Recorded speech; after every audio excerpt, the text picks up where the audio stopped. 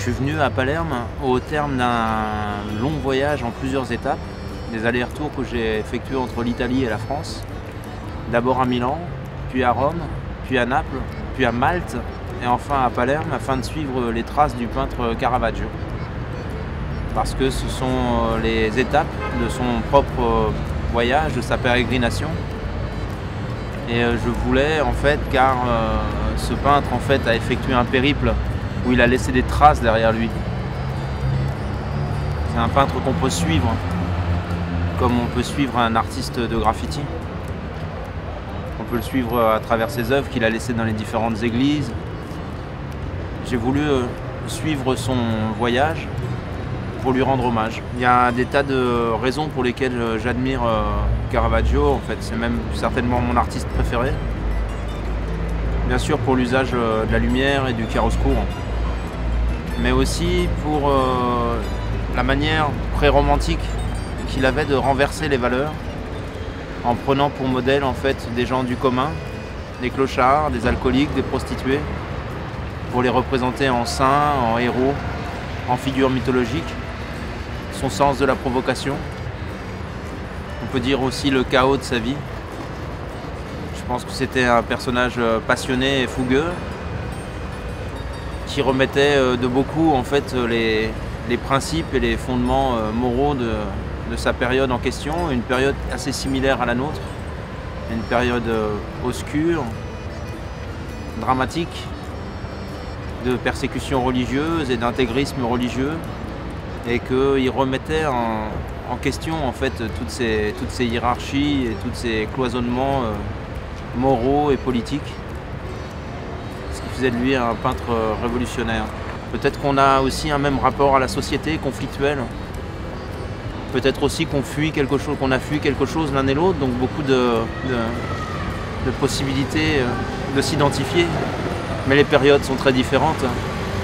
Caravage, il disposait de plusieurs semaines, plusieurs mois, peut-être même une année pour réaliser une œuvre. Moi, en général, pour la peindre une œuvre, j'ai 20 minutes. C'est la période qui a changé, donc le mode d'opérer a changé. On me demande souvent dans quelle mesure je peux me projeter dans Caravage. Finalement, la question que je me pose, c'est dans quelle mesure lui il pourrait se projeter dans ce siècle. Et je suis persuadé qu'il serait un artiste de graffiti.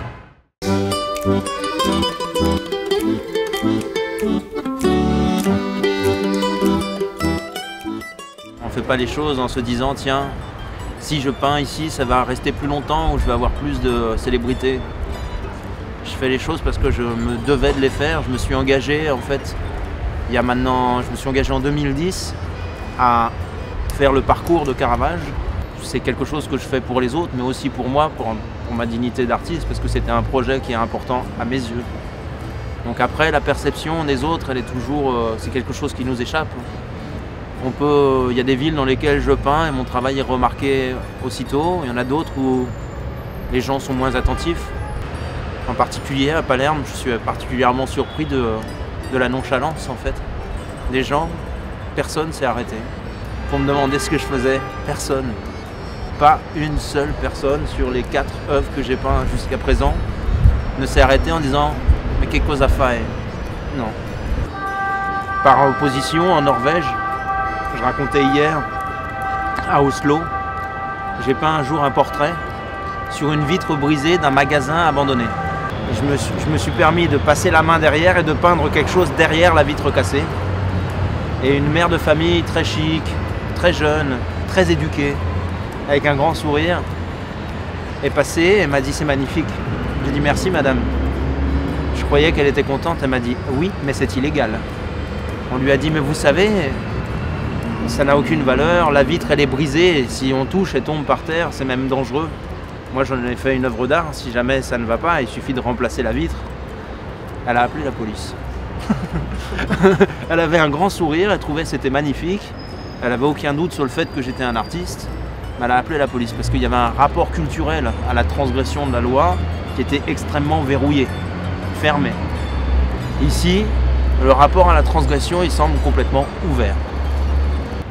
Je pense que c'est vraiment tout à fait particulier. C'est peut-être la première fois que je rentre dans une ville baroque avec un capital architectural de cette qualité. dans lequel il y a finalement si peu de considération du public pour le patrimoine. Et ça, c'est vraiment un choc. On se demande comment on a pu laisser à l'abandon autant de merveilles. Voilà.